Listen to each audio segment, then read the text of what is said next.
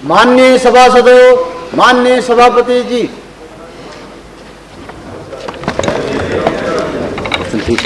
Question 341। मैंने एक notice देख करके पत्रकार प्रमोशन इशू है जो माननीय सर्वोच्च न्यायालय का निर्णय है उससे बहुत दूरगामी इफेक्ट हो रहा है और असर पड़ रहा है। उसमें हमारी पार्टी की जो हमारी नेता हैं और अध्यक्ष हैं संसदीय दल की सुश्री कुमारी मायावती जी, बहन कुमारी मायावती जी को बोलने की आप इजाजत दे दीजिए और इसमें सूक्ष्म आपके सामने बात रखना चाहते हैं। Thank you. प्लीज।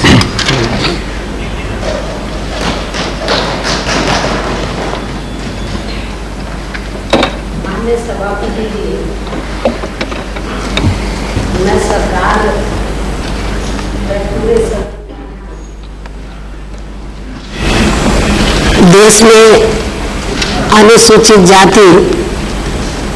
एवं जनजाति के अति महत्वपूर्ण मुद्दे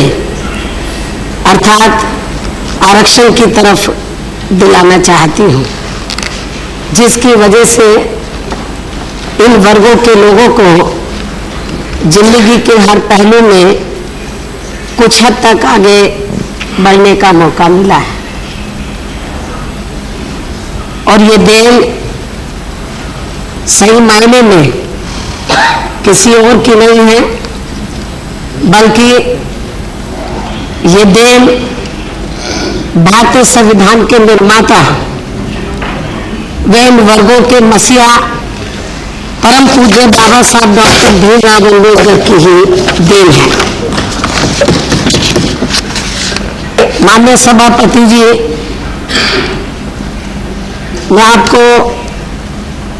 आपके माध्यम से पूरे सदन को ये भी अवगत कराना चाहती हूँ कि बाबा साहब डॉक्टर अम्बेडकर के अथक प्रयासों के कारण भारतीय संविधान में इस देश के अनुसूचित जाति और जनजाति के लोगों को जिंदगी के हर पहलू में आगे बढ़ने के लिए जो आरक्षण की सुविधा मिली है, तो ये सुविधा इन वर्गों के लोगों को पूरे तौर से मिल सके, इसका लाभ पूरे तौर से मिल सके, तो इसके लिए बाबा साहब डॉक्टर अम्बेडकर के देहांत के बाद माननीय कांशीराम जी ने काफी कुछ संघर्ष किया है। राजनीति में आने से पहले बाणसभ के माध्यम से इसके लिए माननीय कांशीराम जी ने काफी संघर्ष किया है। लेकिन दुख की बात यह है कि इन वर्गों के आरक्षण को शुरू से ही अपने देश में जातिवादी मानसिकता रखने वाले लोग किसी न किसी रूप में इसे निष्प्रभावी बनाने व इसके साथ ही इसका लाभ इन वर्गों के लोगों को कम से कम मिले, इसकी कोशिश में लगे रहे। और इसके अनेकों उदाहरण हमारे सामने हैं। मैं उसके डिटेल में नहीं जाना चाहती हूँ। इतना ही नहीं, बल्कि इन वर्गों के आरक्षण को लेकर किसी न किसी मामले में समय समय पर छोटी बड़ी अदालतों द्वारा भी कुछ ऐसे निर्णय आते रहे हैं जिसके कारण इनका कई मामलों में आरक्षण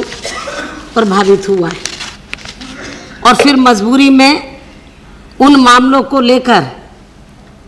केंद्र की सरकार को समय समय पर संविधान में संशोधन भी करने पड़े हैं, जिसके तहत ही दिनांक 16 नवंबर 1992 को इंदिरा साहनी केस के आए निर्णय के उपरांत केंद्र सरकार द्वारा संविधान में 77वें तथा 85वें संशोधन लाकर अनुच्छेद 16(4)A व 4B जोड़कर ये प्रावधान किया गया था कि नौकरियों में पदोन्नति में आरक्षण एवं वरिष्ठता अनुसूचित जाति एवं जनजाति के लोगों को मिलती रहेगी। लेकिन इस व्यवस्था को संविधान में स्पष्ट रूप से लाए जाने के बाद भी एम नागराज केस में माननीय सर्वोच्च न्यायालय की संवैधानिक पीठ ने दिनांक 19/10/2006 को अपने निर्णय में ये व्यवस्था दे दी कि इन वर्गों के लिए पदोन्नति में आरक्षण व वरिष्ठता का कोई भी कानून बनाने के पहले केंद्र सरकार व प्रदेशों की सरकारों को अनुमान्य आंकड़ों के तहत ये सुनिश्चित करना होगा कि SC/ST के कर्मचारियों का सेवा में उचित प्रतिनिधित्व है कि नहीं, उनका पिछड़ापन है कि नहीं, तथा इनकी पदोन्नति से संविधान के अनुच्छेद 335 के तहत प्रशासनिक कार्यों में दक्षता प्रभावित तो नहीं हो रही है। इस प्रकार इन तीनों मापदंडों के आधार पर माननीय सर्वोच्च न्यायालय ने केंद्र सरकार के 77वें, 81वें व 85वें संवैधानिक संशोधन के जरिए अनुसूचित जाति जनजाति के लोगों को पदोन्नति एवं वरिष्ठता में दिए गए अधिकारों को निष्प्रभावी बना दिया गया। और इतना ही नहीं बल्कि इसी M नागराज केस के निर्णय को बाध्य मानते हुए पहले राजस्थान और अब इसी महीने 27 अप्रैल 2012 को उत्तर प्रदेश के मामले में भी इन वर्गों की पदोन्नति में आरक्षण तथा वरिष्ठता से संबंधित कानून को माननीय सर्वोच्च न्यायालय ने असंवैधानिक करार दे दिया। और अब आगे चलकर राजस्थान में उत्तर प्रदेश की ही तरह M नागराज केस के निर्णय को बाध्य मानते हुए पूरे देश में अनुसूचित जाति एवं जनजाति के सभी कर्मचारी जो आरक्षण के आधार पर पदोन्नति एवं वरिष्ठता पाए हुए हैं, उनको अब अपने मूल पदों पर वापस जाना पड़ेगा, जिसके बहुत ही खराब दूरगामी परिणाम होंगे। माननीय सभापति जी, अब इसलिए अब ये अत्यंत आवश्यक हो गया है कि केंद्र सरकार संसद के इसी सत्र में संविधान में पुनः संशोधन लाते हुए M नागराज, सूरजभान मीना बनाम राजस्थान सरकार और अब उत्तर प्रदेश से संबंधित माननीय सर्वोच्च न्यायालय के निर्णय दिनांक 27/4/2012 में दी गई व्यवस्था को निष्प्रभावी बनाते हुए तथा संविधान में लाए गए 77वें, 81वें, 92वें एवं 85वें संशोधन, जिनके तहत अनुच्छेद 16 व 355 में संशोधन लाया गया था, उनकी मंशा व नियत को पूर्ण रूप से लागू करने के लिए पुनः उचित संशोधन लाकर इसे इसी सत्र में जरूर पारित कराया जाए। लेकिन इसके साथ साथ मेरा केंद्र सरकार से ये भी आग्रह है कि देश में SC/ST वर्गों के आरक्षण को लेकर किसी भी मामले में किसी न किसी स्तर पर अक्सर कोई ना कोई समस्या खड़ी कर दी जाती है, जिससे इनका आरक्षण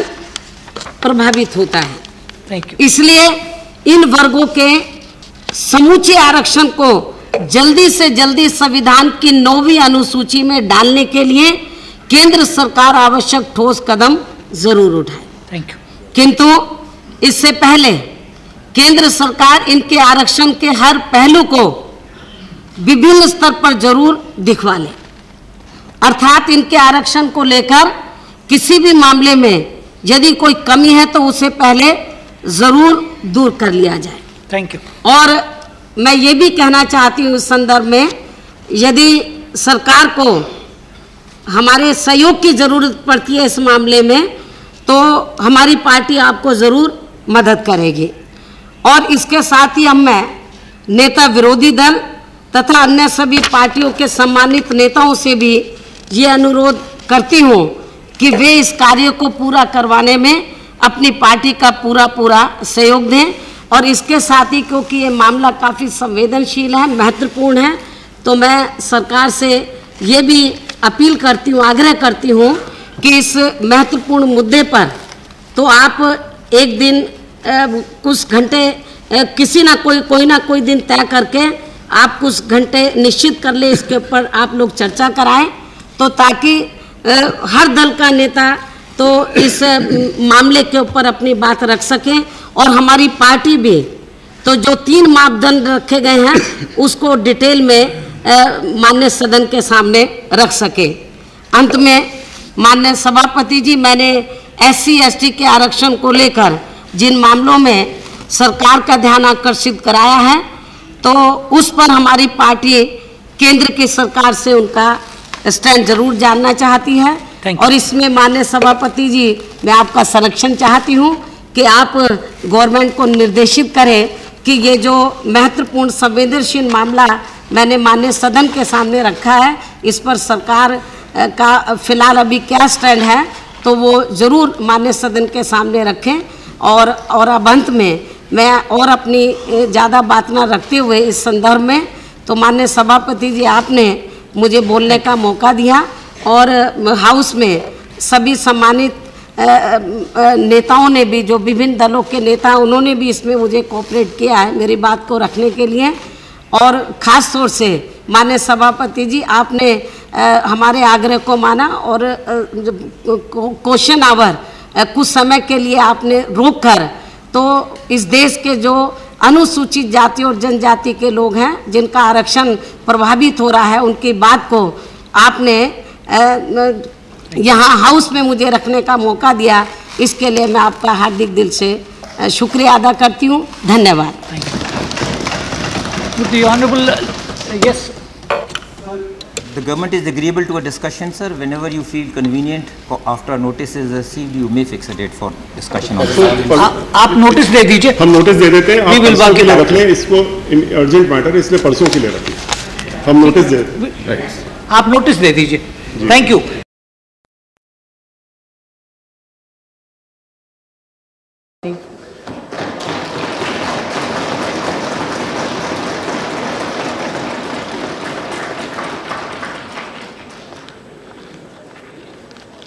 मैं कुमारी मायावती, जो राज्यसभा की सदस्य निर्वाचित हुई हूँ, सत्य निष्ठा से प्रतिज्ञान करती हूँ कि मैं विधि द्वारा स्थापित भारत के संविधान के प्रति सच्ची श्रद्धा और निष्ठा रखूँगी। मैं भारत की प्रभुता और अखंडता अक्षुण्ण रखूँगी तथा जिस पद को मैं ग्रहण करने वाली हूँ उसके कर्तव्यों का श्रद्धापूर्वक निर्वहन करूँगी।